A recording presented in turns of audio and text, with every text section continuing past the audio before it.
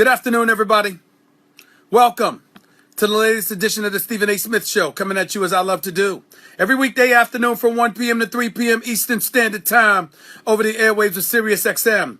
Mad Dog Sports Radio. Number to call up as always is 888-MAD-DOG-6. That's 888-623-3646.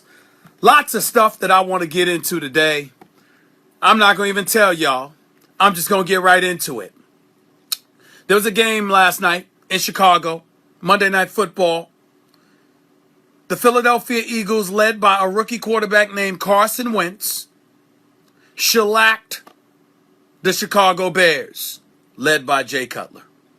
Now, I know that we look at Carson Wentz and we see a guy that seems smooth, incredibly poised, something that makes you think about what the hell the Cleveland Browns were doing when they passed up on him, moved down in the draft, ultimately getting about 14 picks or having about 14 picks in last April's draft. But you're going to have people that look at the quarterback as being the most important position, and they're going to point at that. You're going to have people looking at the Los Angeles Rams and the fact that for week 1, Jared Goff wasn't even on the active roster. Week 2, he was the backup.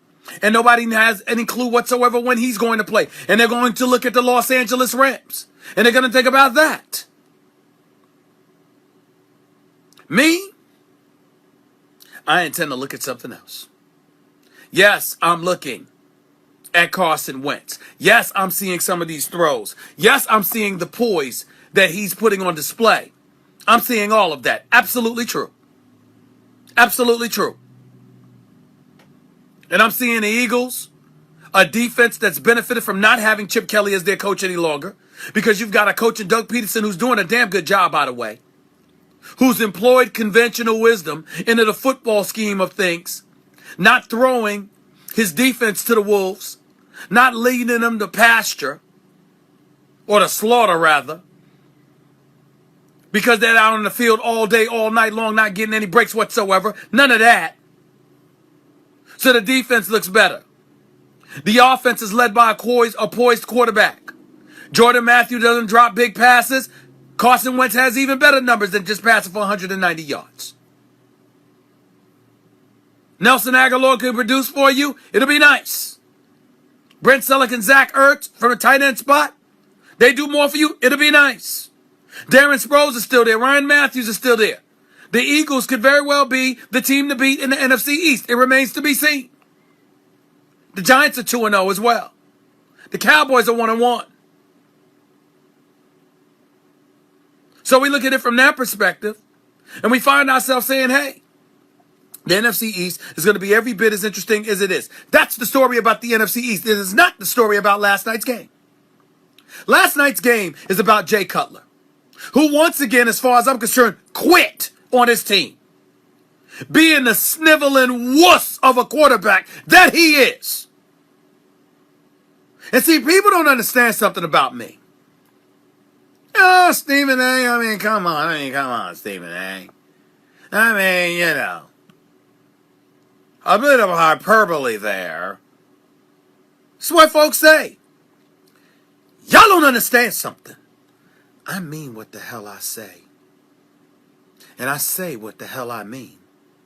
And when I say to you that Jay Cutler is the worst quarterback in football, damn it, I mean it. Do I look like I'm playing? I'm not.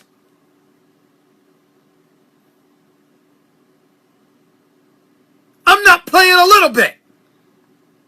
He is the worst quarterback in football. Do you know why I say that? Because unlike y'all who appear not to listen to me enough for clarity purposes, acting and misconstruing my comments, I am not talking about his athletic ability. I am not talking about his ability to make throws. I am not talking about his athleticism. I'm not just talking about his record. Ladies and gentlemen, I'm talking about a quarterback. And one of his primary responsibilities is that of being a leader. And I am here to tell y'all, Jay Cutler is no leader. Jay Cutler is a waste of time. Jay Cutler will not do anything in Chicago. I don't care about the different coordinators. I don't care about the different coaches. He's had three different coaching staffs, but you're the quarterback. Ain't that about you at some point? Isn't it?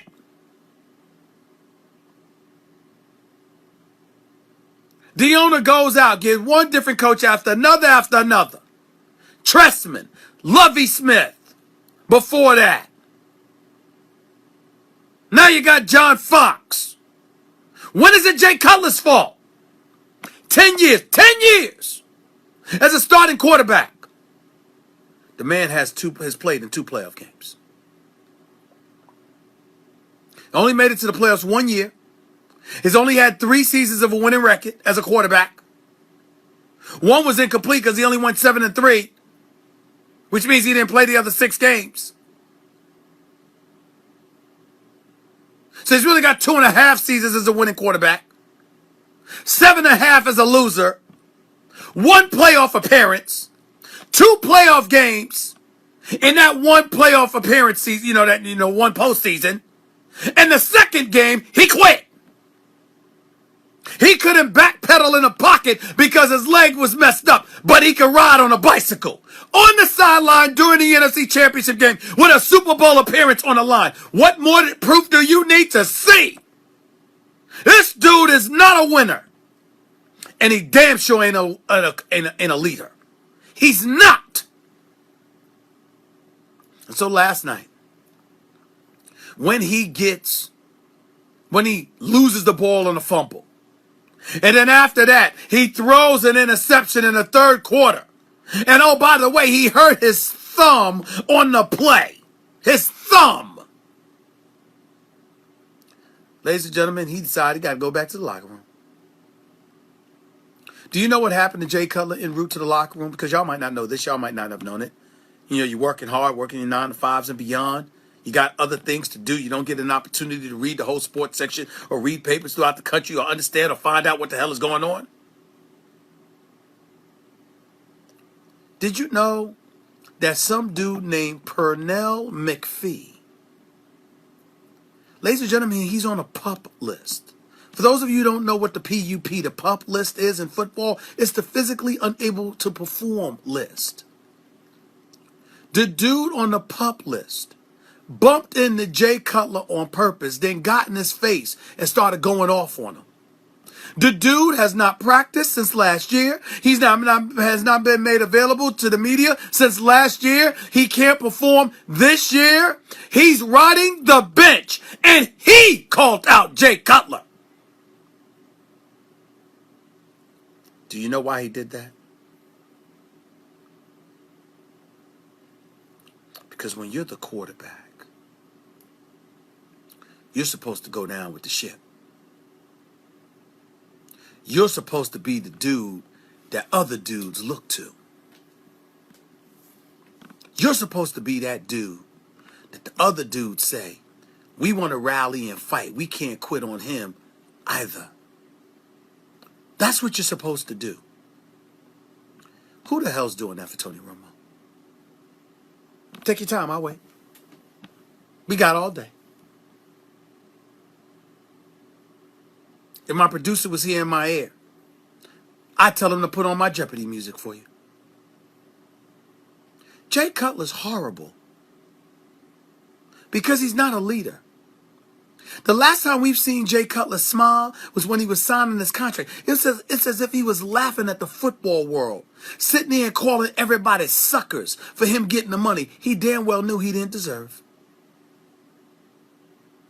Jay Cutler's horrible. Not because he can't throw the football, not because he can't run with the football, not because he can't play football. It's because he is devoid of leadership. You regress under Jay Cutler. He doesn't galvanize the troops. What Jay Cutler does is go out there and says, it's my job to throw the football. Let me throw it to the best of my ability. And you know what? If it doesn't work, it's okay. The sun will shine tomorrow. He's robbing the city of Chicago. He's ruining your reputation. This second city, hardcore sports town, one of the great sports towns in America. He's sullying your name. He's ruining the football experience. Just a few weeks ago, I was in Chicago doing a special edition of First Take, which I do on ESPN2 every weekday morning from 10 a.m. to 12 noon. We went out there because of the shootings in Chicago to bring attention to some of the things that was going on. Do y'all know I didn't see one person wearing a Bears uniform? I didn't see one person that wanted to talk about the Bears. Do you know why that is? It's because of Jay Cutler. John Fox and them are working around him. They know they can't do but so much with him. He always looks depressed. They say he's got type diabetes, diabetes type 2 or whatever, and that leads to mood swings or whatever. No disrespect. I mean, people have their issues. And I certainly understand that. But I'm not buying that with Jay Cutler. Because you make enough money and playing in the NFL, and you have enough access to enough doctors where somebody should be able to cure that. Or at least address it. Jay Cutler doesn't care. Jay Cutler collecting his money. I'm not accusing him of not going out there and not trying. I'm not saying that about him. I'm saying, you ever saw one of those dudes that try, but that's perfectly okay with the results because, you know what, I did what I could. I'm getting my money. I'm going home. You ever see one of those guys? That's Jay Cutler. It's Jay Cutler. When are y'all going to learn that? When are y'all going to understand that? He is a joke of a quarterback. He is the worst quarterback in football because he will not inspire you. He won't inspire you to run hard. He won't inspire you to block well. He won't inspire you to catch passes. He won't inspire you to play defense. He won't inspire you to do anything. Everything about him is melancholy. Everything. The way he walks, the way he talks, the way he looks, his facial expressions, his body language, every damn thing. The only time in Jay Cutler's career I've seen him enthusiastic was when the man was signing his new contract. Like he was laughing at the Bears for being stupid enough to give him that damn money. That's all I see. And it's a disgrace. It's pretty damn sad. And I can't put into words how awful I feel for the great city of Chicago. Can't stand Chicago during the winter times. That wind chill, boy, is vicious. From November to March, I have no desire to be in Chicago. But from April or May to September, it might be the greatest city in America. It's a phenomenal sports town. Chicago Tribune, Chicago Sun-Times, ESPN Chicago, radio.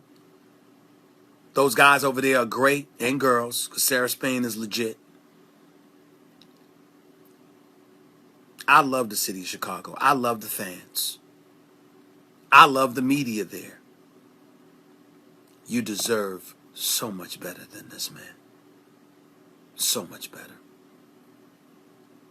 It's really hard to put into words how bad it was and how hard it was watching the Chicago Bears, who are not that much worse than the Philadelphia Eagles, to be losing to them like that. They were down 29-7 for crying out loud. They were down 29-7. The sooner you get rid of Jay Cutler, the better off you will be. That is the reality that everyone needs to face. We need to reach that conclusion. 888-MAD-DOG-6 is always the number to call up. That's 888-623-3646. Boy, I wish maybe I should start adding callers one day to First Take on ESPN2. That would be kind of fly. Let people call in every now and then during the show, or at least send in tweets or something that we could respond to, just so I could, it would be nice.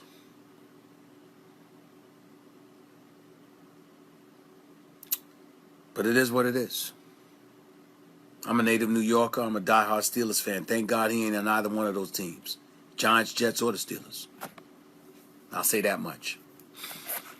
On to a different subject, emanating from Monday Night Football. You had several members of the Eagles hold up their fist, simulating to some degree the protest ignited by Colin Kaepernick, quarterback for the San Francisco 49ers, by the way, who needs to be starting.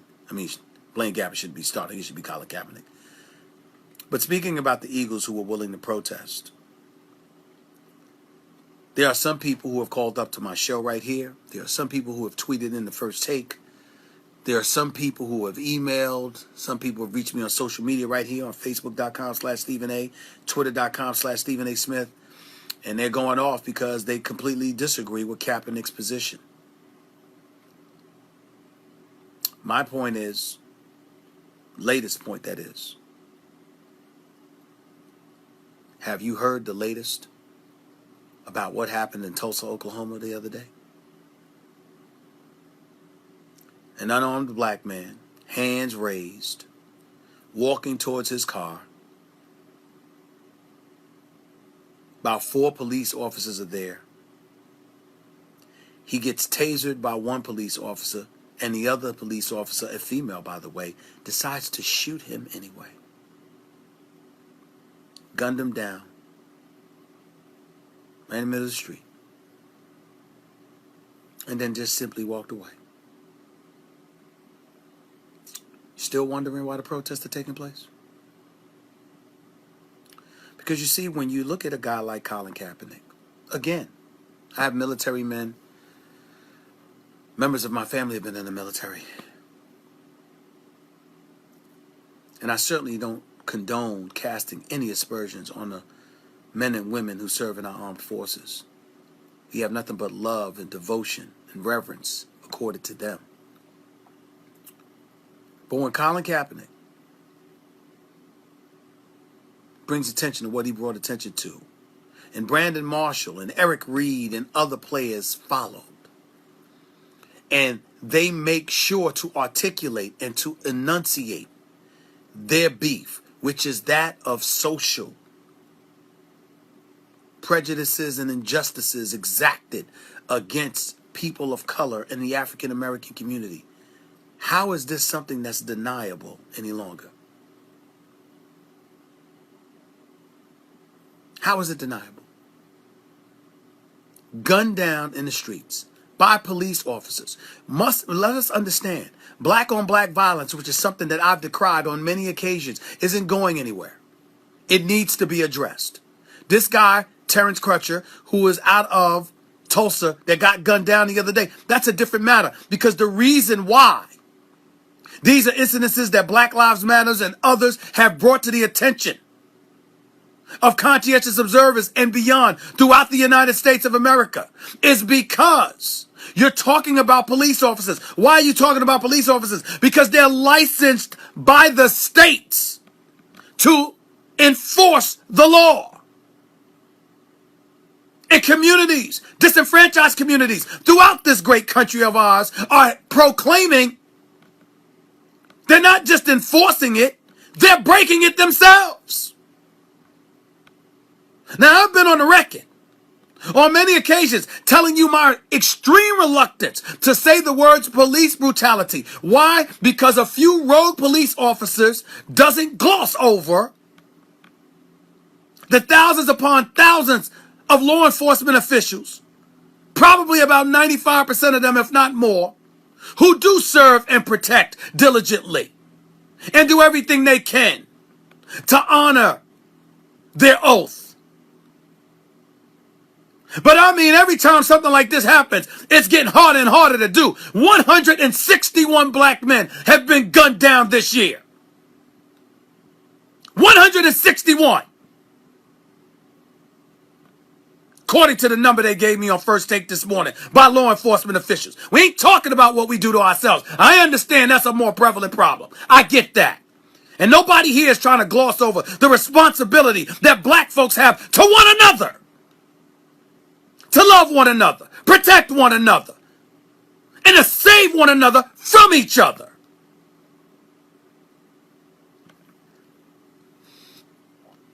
that does not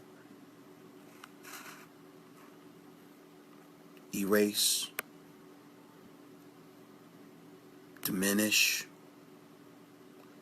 or gloss over the reality of what's going on with black folks in the law enforcement community. Would have been nice to hear from President Obama about this by now. Would have been nice. He's a great man. I respect him. Don't agree with everything, but I voted for him. And I love and revere the man for what he stands for, who he is, and how wonderful he is as a conscientious individual. His wife is the greatest first lady in American history as far as I'm concerned. That doesn't mean everything is right. He's spoken about this in the past. Forget speaking about it. Something else needs to be done. The Attorney General. Why are you not down in Oklahoma right now? Why are you not there? Right now.